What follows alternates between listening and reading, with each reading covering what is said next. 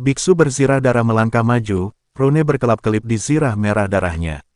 Li Chunfeng, sudah bertahun-tahun sejak terakhir kali kita bertemu, dan kau masih mudah tersinggung seperti biasa. Kejadian hari ini tidak ada hubungannya denganmu. Keluar dari sini, kau, antek kuil, beraninya kau menyuruhku berbuat apa? Li Chunfeng mendengus dingin, lalu aura pedang melesat keluar.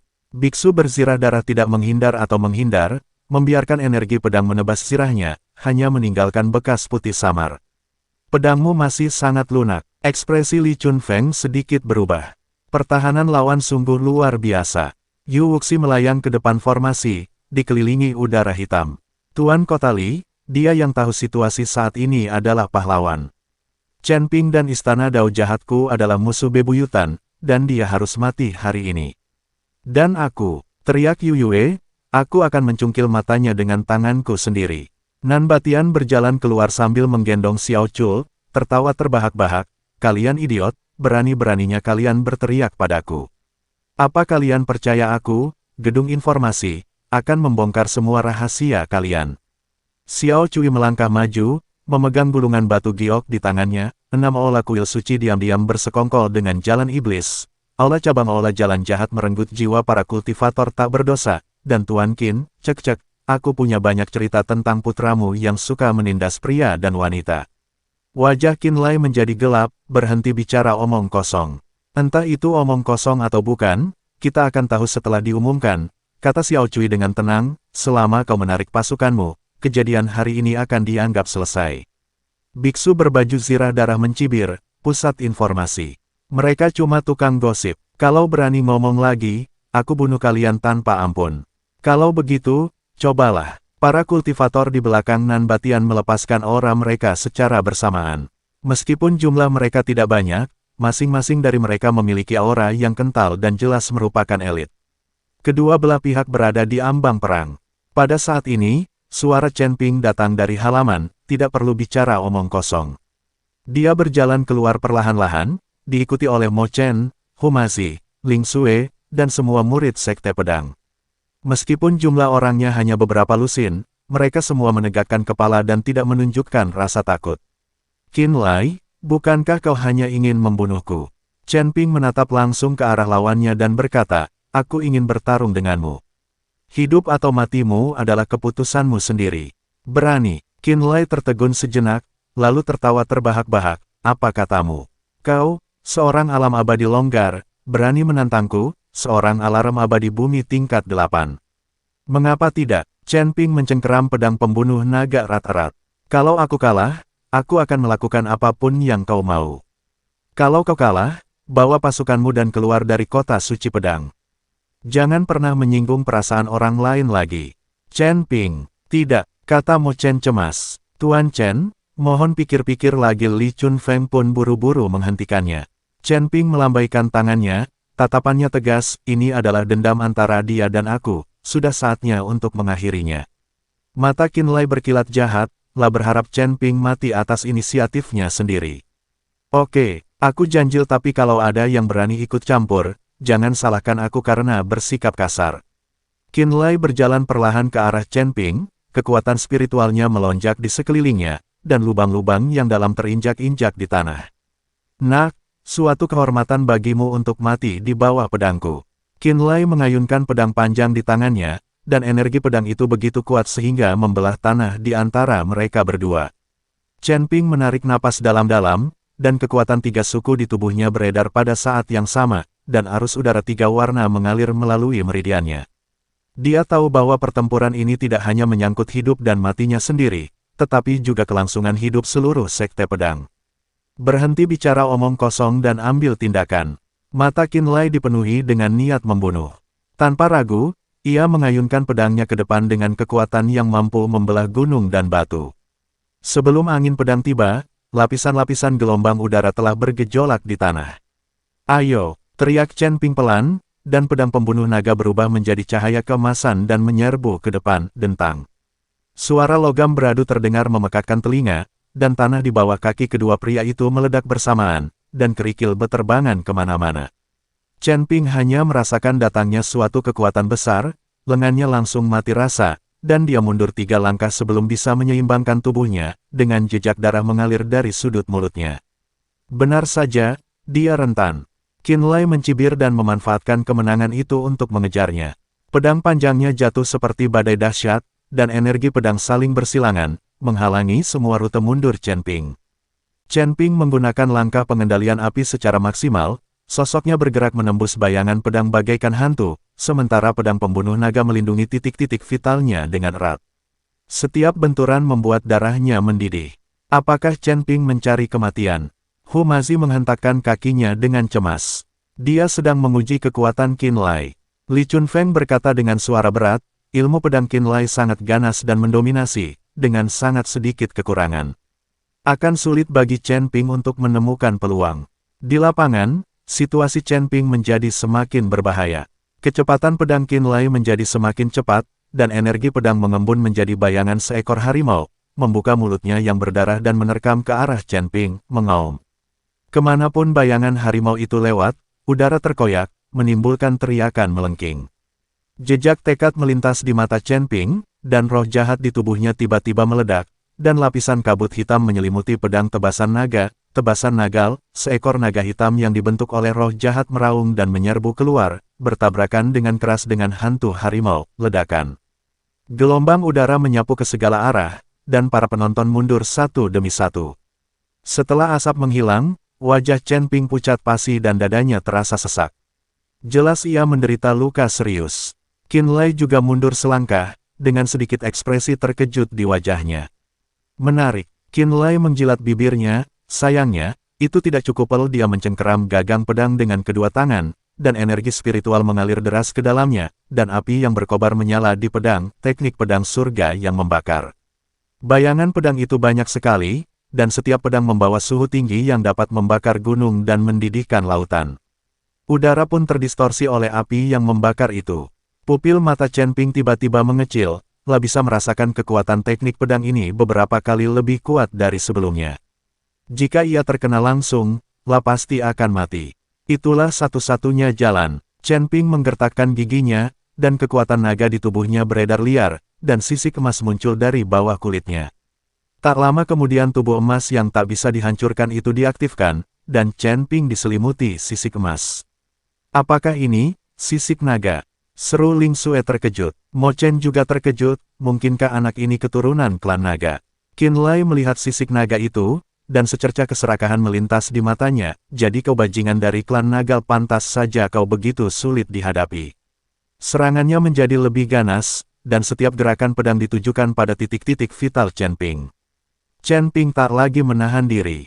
Kekuatan naga mengalir deras ke kakinya, dan tubuhnya tiba-tiba berakselerasi, nyaris menghindari ujung pedang, dan pada saat yang sama, pedang pembunuh naga melesat, mengarah langsung ke tenggorokan Qinlai.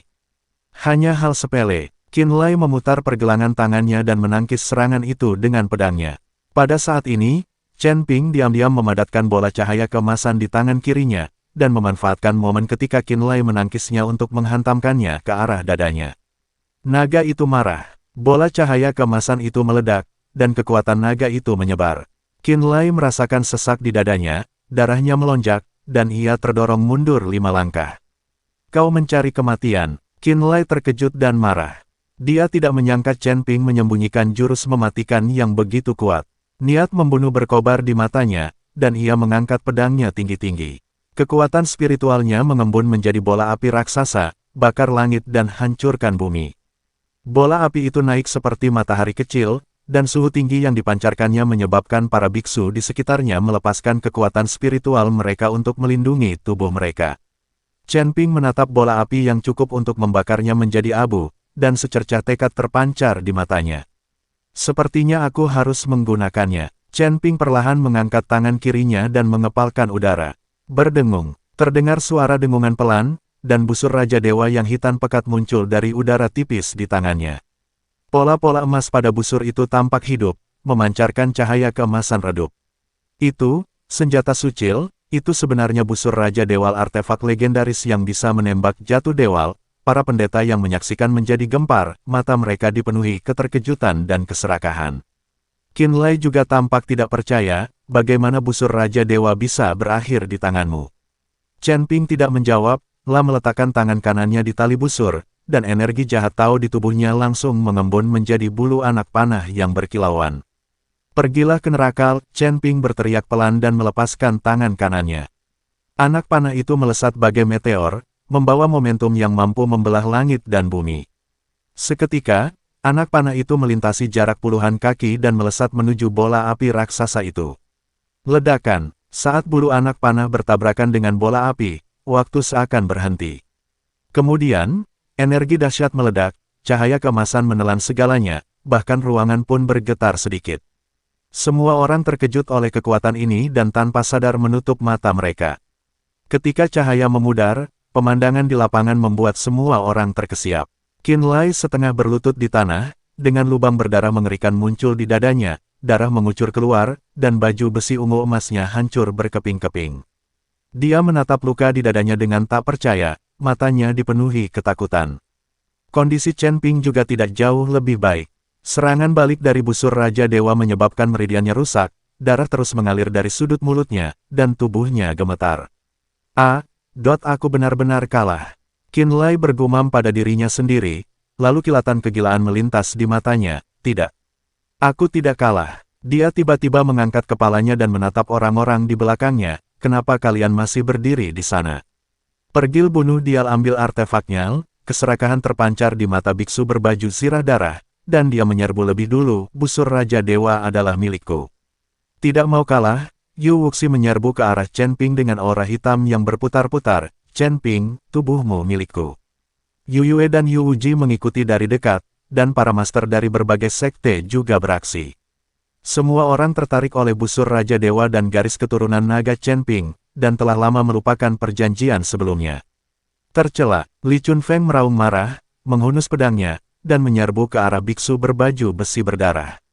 Lindungi Tuan Chen. Nan Batian dan Xiao Cui menyerang pada saat yang sama, dan para biksu di gedung informasi membentuk tembok manusia untuk menghalangi serangan musuh. Mo Chen dan Hu Mazi membantu Chen Ping mundur, sementara Ling Xue berdiri di depan dengan pedang panjang di tangannya, menatap Yu Yue yang menyerbu ke arahnya dengan tatapan dingin. Mati kau, jalan kecil. Sebuah cambuk tulang muncul di tangan Yu Yue, dan mencambuknya ke arah Ling Xue dengan suara yang menembus udara. Keluar dari sini, teriak Ling Xue dengan marah, dan pedang panjang itu menusuk seperti angsa liar yang terkejut, memaksa Yu Yue mundur. Keributan pun langsung terjadi. Li Chunfeng bertarung melawan biksu bersirah darah. Keduanya berada di tingkat ke-9 alam abadi bumi. Energi pedang bertabrakan dengan perisal cahaya berwarna darah, dan setiap pertarungan mengubah warna langit dan bumi. Nan Batian, yang memegang kapak penciptaan, sangat berani dan menghalangi pengepungan beberapa biksu duniawi yang abadi. Xiao Cui lincah dan jarum perak di tangannya diarahkan ke titik vital musuh, dan kerjasama di antara mereka saling melengkapi dengan sempurna. Meskipun para murid sekte pedang relatif lemah, mereka semua tak kenal takut dan bertarung bersama para kultivator jahat dari Aula Dao Jahat. Suara jeritan dan benturan senjata tak henti-hentinya. Chen Ping bersandar ke dinding, memperhatikan keributan di depannya, merasa sangat cemas. Dia ingin membantu, tetapi dia bahkan tidak punya kekuatan untuk mengangkat tangannya. Serangan balik dari busur Raja Dewa ternyata lebih serius dari yang dia bayangkan. Kali ini, penggunaan busur Raja Dewa hampir menghabiskan energi jahat pola Dao di tubuh Chen Ping. Chen Ping, apa kabar? Tanya Hu Mazi cemas sambil menggunakan jimat untuk menahan serangan. Saya baik-baik saja, ini. Chen Ping batuk darah, dan secerca keputusasaan melintas di matanya. Apakah dia benar-benar akan mati di sini hari? Biarkan aku membantumu melarikan diri. Aku khawatir orang-orang ini tidak akan bisa bertahan lebih lama lagi. Hu Mazi ingin membawa Chen Ping pergi. Chen Ping menggelengkan kepalanya. Orang-orang ini bertarung sampai mati dengan Qin Lai dan yang lainnya hanya untuk menyelamatkannya. Bagaimana mungkin Chen Ping pergi begitu saja? Api kilin! Chen Ping berteriak keras. Cahaya merah meledak dari cincin penyimpanan dan jatuh ke tanah. Kirin api, yang diselimuti sisik merah, membuka mulutnya dan mengeluarkan raungan kekanak-kanakan. Meskipun kilin api telah tumbuh besar, ia masih seekor anak singa. Apakah ini, kilin api? Seru Mo Chen terkejut. Unicorn api kecil itu sepertinya merasakan krisis Chen Ping. Cahaya ganas berkilat di matanya, dan ia menarik napas dalam-dalam, mengaum. Raungan memekakkan telinga terdengar, dan tubuh Qilin kecil membesar dengan kecepatan yang terlihat oleh mata telanjang. Dalam sekejap mata, La tumbuh menjadi monster raksasa setinggi beberapa meter, dengan api yang berkobar di sekujur tubuhnya, memancarkan tekanan seperti monster dewa. Binatang sucil ternyata itu Qilin Apil, hebat. Kalau aku bisa menangkapnya, aku bisa memurnikan ramuannya dan menembus dunia. Lebih banyak orang tertarik oleh Fire Kirin dan mengubah arah dan bergegas menuju sisi ini. Qilin api meraung marah dan memuntahkan naga api, seketika membakar beberapa kultivator di depan menjadi abu, La mengusap-usap kepalanya ke arah Chen Ping, matanya penuh kasih sayang. Api Qilin, hentikan merekal, kata Chen Ping lemah. Qilin api tampaknya memahami kata-katanya, La berbalik menghadap musuh yang mendekat, membuka mulutnya lebar-lebar, dan menembakkan bola-bola api yang tak terhitung jumlahnya seperti hujan meteor. Ledakan, ledakan, ledakan, ledakan terdengar silih berganti, dan para pendeta yang bergegas mendekat terhempas ke tanah oleh bola api, yang untuk sementara meredakan krisis. Tapi ini hanya sementara. Pasukan utama Istana Keenam Kuil dan Istana Kejahatan belum dikerahkan. Begitu mereka menyerang dengan sekuat tenaga, bahkan dengan bantuan Kirin api, akan sulit untuk melawan. Biksu berzirah darah sedang bertempur sengit dengan Li Chunfeng. Ketika ia melihat Kirin api, secerca keserakahan terpancar di matanya. Li Chunfeng, aku akan melepaskanmu hari ini. Dia berpura-pura bergerak, berbalik dan menyerbu ke arah Qilin api, binatang suci itu milikku. Li Chunfeng buru-buru mengejarnya, tetapi dihentikan oleh beberapa biksu kuil. La hanya bisa menyaksikan biksu berbaju besi darah itu menerkam Chen Ping.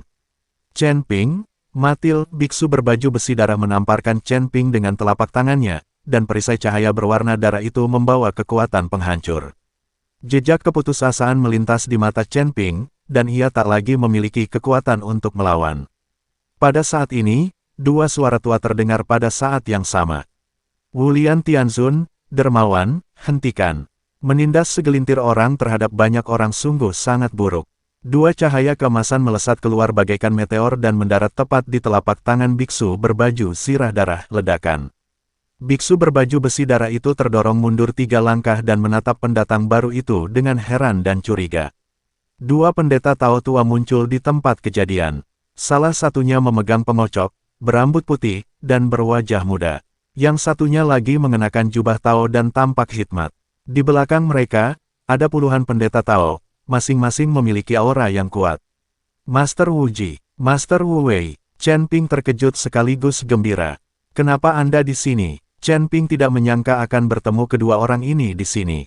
Setelah segel dunia surgawi terangkat, Taois Wu Ji membawa jiwa Taois Wu Wei kembali ke dunia surgawi, dan Chen Ping tidak pernah melihat keduanya lagi. Tanpa diduga, kedua orang ini muncul pada saat ini. Pendeta Tao Wu Ji mengelus jenggotnya dan tersenyum. Chen Ping, reputasimu sudah dikenal luas di surga kelima. Mustahil bagi kami untuk tidak mengenalmu. Hari ini aku dengar ada roh jahat yang membuat masalah di sini, jadi aku datang ke sini untuk mengusirnya. Taois Wu Wei juga tersenyum tipis. Chen Ping, kuil ini bersekongkol dengan iblis dan membunuh banyak orang. Bagaimana mungkin kuil Leiyinku hanya berdiam diri dan menonton? Wajah biksu berbaju zirah darah tampak muram. Kau ingin ikut campur? Tidak. Taois Wu Ji menatap Chen Ping, kami di sini untuk membantu Chen Ping. Chen Ping adalah orangnya muridku, dan aku tidak ingin muridku menjadi janda. Setelah mendengar apa yang dikatakan Taois Wu Ji, Ling Xue menatap Chen Ping dengan ekspresi bingung di wajahnya. Dia belum pernah mendengar Chen Ping mengatakan bahwa dia punya istri atau pacar. Sekarang tiba-tiba muncul menantu perempuan. Chen Ping melirik Ling Xue dan berkata, nanti aku jelaskan. Sebenarnya, aku punya banyak wanita. Sebagai seorang biksu, wajar saja punya 3 istri dan 4 selir. Tak perlu ribut-ribut, kata Mo Chen dari samping. Chen Ping sedikit malu dan tidak mengatakan apa-apa lagi. Dia tidak hanya memiliki 3 istri dan 4 selir. Dia mungkin memiliki 30 istri dan 40 selir. Chen Ping sendiri bahkan tidak ingat berapa banyak wanita yang dimilikinya, beberapa di antaranya hanya untuk transaksi dan hanya berkesempatan tidur bersama sekali, seperti 2 saudari dari keluarga Ji, Ji Meiyan dan Ji Meiling. Saat itu, Chen Ping dipaksa oleh leluhur keluarga Ji dan terpaksa tidur dengan kedua saudari itu. Demi membiarkan kedua saudari itu memiliki darahnya, sebenarnya tidak ada rasa sayang di antara mereka. Chen Ping benar-benar jagoan saat itu. Pada saat ini, secercah ketakutan melintas di mata biksu berbaju zirah darah. Kuil Leiyin adalah sekte besar dengan sejarah 10.000 tahun, dan kekuatannya tidak boleh diremehkan. Namun, saat ia melihat busur Raja Dewa dan kilin api begitu dekat, keserakahan akhirnya mengalahkan akal sehatnya. Kalau begitu jangan salahkan aku karena bersikap kasar. Para murid kuil, patuhi perintahku, bunuh. Membunuh. Ratusan biksu kuil menyerang pada saat yang sama, dan perisai cahaya berwarna darah terhubung menjadi satu dan melonjak seperti air pasang. Murid-murid kuil Leiyin, bentuklah formasi, teriak Taois Wuel. Puluhan penganut Tao melantunkan kitab suci Tao pada saat yang sama, dan cahaya keemasan ilahi mengembun menjadi jejak telapak tangan yang besar, menamparkan ke arah perisai cahaya berwarna darah. Murid-murid Sekte Pedang, siapkan formasi. Mo Chen buru-buru berteriak saat melihat ini. Para pengikut Sekte Pedang menginjak 7 bintang, dan kekuatan spiritual mereka mengembun menjadi pedang abadi yang besar, menebas musuh yang datang. Li Chunfeng, Nan Batian dan yang lainnya juga mengambil kesempatan untuk melakukan serangan balik, dan situasi di lapangan berbalik dalam sekejap. Chen Ping memandang keributan di depannya dengan perasaan campur aduk. Dia tidak menyangka bahwa di saat yang paling putus asa, begitu banyak orang akan membelanya. Namun dia tahu ini baru permulaan. Busur Raja Dewa, garis keturunan naga, unicorn api, terungkapnya rahasia-rahasia ini pasti akan menyeretnya ke pusaran yang lebih besar. Formasi Tao Kuil Leiyin dan formasi pedang 7 bintang Sekte Pedang saling melengkapi. Cahaya ilahi keemasan dan energi pedang tajam terjalin menjadi jaring, merobek perisai cahaya berwarna darah milik para biksu kuil hingga berkeping-keping. Kirin api bagaikan hantu di ruang hampa. Kemanapun api itu lewat, para kultivator jahat berjubah hitam dari aula Dao jahat berubah menjadi arang, dan jeritan terdengar silih berganti, mundur. Mundur cepat, seorang tetua dari sekte kecil, melihat situasi yang tidak baik, mengambil inisiatif untuk mundur bersama para pengikutnya. Mereka awalnya terpikat ke sini karena keuntungan Qinlai. Sekarang mereka melihat kuil dewa dan kuil kejahatan sama-sama dirugikan, bagaimana mungkin mereka berani bertarung? Dengan yang pertama, akan ada yang kedua. Para pendeta dari berbagai sekte bubar bagaikan air pasang yang surut, dan sebagian besar dari mereka lenyap dalam sekejap mata. Yu Wuxi melihat murid-muridnya berjatuhan berkelompok, dan secercah ketakutan melintas di matanya. Keahlian Tao Kuil Leiyin adalah musuh bebuyutan para praktisi jahat ini. Jika mereka terus bertarung, seluruh pasukan mereka akan musnah.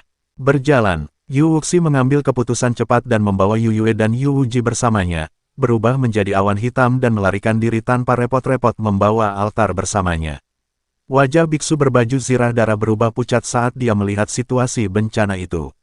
Awalnya dia ingin merebut busur Raja Dewa dan Kirin Api, tetapi dia tidak menyangka Dewa Besar Kuil Leiyin akan muncul di tengah jalan. Jika aku tidak pergi sekarang, aku takut aku akan mati di sini. Ayo pergi. Biksu berbaju zirah darah itu bahkan tidak melirik ke arah Qinlai, dan pergi bersama para pengikut kuil sebagai aliran cahaya. Mereka awalnya datang ke sini hanya untuk mengikuti perintah penguasa Istana ke-6. Sekarang setelah misinya gagal, mereka tentu tidak akan dikubur bersama Qinlai yang tidak ada hubungannya. Dalam sekejap mata, hanya Qinlai dan putranya serta beberapa pembunuh dari Villa Excalibur yang tersisa di kerumunan yang awalnya padat. Qinlai menatap kosong ke sekeliling, lalu menatap Chen Ping dan anak buahnya yang mendekat selangkah demi selangkah. Wajahnya pucat pasi, dan matanya dipenuhi keputusasaan. Tidak mungkin. Qinlai bergumam pada dirinya sendiri, pedang panjang di tangannya berdentang ke tanah, bagaimana mungkin Villa Pedang Ilahiku, dengan sejarah ribuan tahun, bisa dikalahkan oleh bocah nakal sepertimu. Chen Ping berjalan perlahan mendekatinya, darah di pedang pembunuh naga masih bernoda. Qinlai, kau berkolusi dengan iblis dan membunuh rekan-rekan praktisimu. Hari ini adalah hari kematianmu. Ayahel, selamatkan aku tidak mau mati. Qin Feng yang tergeletak di tanah menangis terseduh-seduh, darah dari lukanya yang pecah mewarnai tanah menjadi merah. Qinlai tiba-tiba menatap Chen Ping, kilatan kegilaan terpancar di matanya. Chen Ping, jika putraku mati, aku tidak akan melepaskanmu bahkan jika aku menjadi hantu. Dia tiba-tiba melompat dan menyerbu ke arah Chen Ping, ingin mati bersamanya. Keras kepala, tatapan mata Chen Ping berubah dingin, dan pedang pembunuh naga memancarkan cahaya dingin. Engah, darah berceceran saat kepala Qinlai berguling ke tanah, matanya terbuka lebar, seolah-olah dia mati dengan mata terbuka. Qin Feng menatap tubuh ayahnya, tubuhnya lemas ketakutan, air seni dan kotorannya mengalir keluar. Ampuni, tolong ampuni aku. Chen Ping menatapnya seperti ini tanpa sedikit pun rasa kasihan di matanya. Ketika Qin Feng menggunakan afrodisiak untuk menjebak Ling Xue, apakah dia pernah berpikir untuk menunjukkan belas kasihan? Kamu telah melakukan banyak kejahatan, dan aku tidak bisa membiarkanmu tinggal. Chen Ping mengayunkan pedangnya dan membunuh Qin Feng sepenuhnya. Dengan dieksekusinya Qin Lai dan putranya, Villa Senjian yang dulu makmur hancur. Saat debu mereda, markas Sekte Pedang sudah hancur, tetapi dipenuhi rasa syukur karena telah selamat dari bencana. Taois Wuji melangkah maju dan menyerahkan sebotol giok kepada Chen Ping. Ini adalah pil pemulihan jiwa 9 putaran, obat suci untuk menyembuhkan luka dari kuil Leiyinku. Obat ini akan memberikan efek ajaib pada kerusakan meridianmu. Terima kasih, Pendeta Tao. Chen Ping menerimanya dengan hikmat dan membungkuk dalam-dalam. Jika mereka tidak tiba tepat waktu hari ini, akibatnya akan sangat buruk. Taois Wu Wei tersenyum dan berkata, tidak perlu berterima kasih padaku. Tapi sekarang setelah kau mengungkap garis keturunan naga dan kilin api, aku khawatir tidak akan ada perdamaian di masa depan. Aku mengerti. Chen Ping mengangguk. Dia sudah bersiap. Kami berdua ada urusan penting yang harus diselesaikan, jadi kami pamit dulu. Pendeta Tao Wuji melirik Ling Xue dengan sedikit senyum di matanya. Nona Ling, Chen Ping adalah pria yang layak dipercaya, tapi, aku khawatir kau akan membutuhkan lebih banyak saudari di masa depan. Pipi Ling Xue memerah dan dia menundukkan kepalanya tanpa mengucapkan sepatah kata pun. Pendeta Tao Wuji dan Pendeta Tao Wuwel saling tersenyum, lalu berubah menjadi dua cahaya keemasan dan pergi bersama murid-murid kuil Leiyin. Nan Batian menghampiri dan menepuk bahu Chen Ping, saudaraku, jaga baik-baik lukamu. Jangan ragu untuk datang kepadaku jika ada masalah. Setelah itu, ia pun pergi bersama orang-orang dari gedung informasi. Chen Ping memandangi punggung orang-orang yang pergi, dan perasaan hangat mengalir dalam hatinya. Dia menoleh ke arah Mo Chen, guru, tolong bawa murid-murid untuk menyembuhkan luka mereka dan memperkuat pangkalan terlebih dahulu. Baiklah, Mo Chen mengangguk, matanya penuh kelegaan. Li Chunfeng menghampiri Chen Ping dan berkata dengan nada serius, meskipun Villa Pedang Ilahi hancur, kuil ilahi dan kuil Dao jahat tidak akan pernah menyerah. Kau harus berhati-hati. Saya mengerti. Chen Ping berhenti sejenak, Tuan Kota Li, masalah kota suci pedang. Serahkan saja padaku. Tatapan tegas terpancar di mata Li Chunfeng, sudah waktunya menyingkirkan Zhang dan para parasit yang bersekongkol dengan musuh asing. Setelah mengatakan itu, Li Chunfeng berbalik dan pergi, sosoknya dalam pakaian seputih salju membawa aura pembunuh. Dalam beberapa hari berikutnya, situasi di Sword Saint City berubah drastis. Li Chunfeng melancarkan pembersihan dengan cara yang menggelegar. Zhang, penanggung jawab, dan kroni-kroninya semuanya tertangkap sekaligus, dan semua eksekutif senior yang berkolusi dengan Qin Lai juga dipecat. Seluruh kota pedang suci mengalami guncangan yang tidak kecil, dan akhirnya kembali ke kendali Li Chunfeng dan ketertiban pun dipulihkan. Chen Ping, di sisi lain, sedang memulihkan diri dari luka-lukanya di markas besar Sekte Pedang. Pil pemulihan jiwa 9 putaran memang pantas mendapatkan reputasinya. Meridian yang rusak di tubuhnya pulih dengan kecepatan yang terlihat oleh mata telanjang, dan kekuatan naga serta kekuatan 3 suku berangsur-angsur stabil. Ling Xue akan membawakannya obat setiap hari. Setelah melewati ujian hidup dan mati, hubungan keduanya semakin dekat. Namun, ketika Ling Xue sesekali menceritakan kejadian malam itu, wajahnya masih memerah karena malu. Pada hari ini, Chen Ping akhirnya bisa bangun dari tempat tidur dan berjalan ke halaman dan menatap para murid Sekte Pedang yang sedang berlatih, dengan sedikit tekad di matanya. Kehancuran Villa Senjian hanyalah permulaan, dan tantangan yang lebih besar masih menantinya. Kuil, aula kejahatan, dan musuh yang bersembunyi di kegelapan. Dia harus meningkatkan kekuatannya secepat mungkin untuk melindungi orang-orang di sekitarnya. Kakak senior Chen Ping, Ling Xue datang membawa semangkuk obat, senyum lembut di wajahnya. Chen Ping meminum obatnya, meminumnya hingga habis, lalu menggenggam tangannya. Ling Xue, setelah lukaku sembuh, kita akan pergi ke pegunungan angin hitam dan membasmi habis semua cabang aula Dao jahat. Ling Xue mengangguk penuh semangat, baiklah, aku akan pergi bersamamu. Untuk pergi ke istana jalan jahat, kekuatanku saat ini tidak cukup. Aku harus meningkatkan kultivasiku sesegera mungkin. Aku akan membawamu ke menara penekan iblis untuk berlatih kultivasi ganda. Kita bisa meningkatkan kultivasi kita bersama. Chen Ping membawa Ling Xue ke menara penekan setan. Mendengar ini, Ling Xue langsung memerah. Lah mungkin tak punya waktu untuk berdiri di hari-hari mendatang.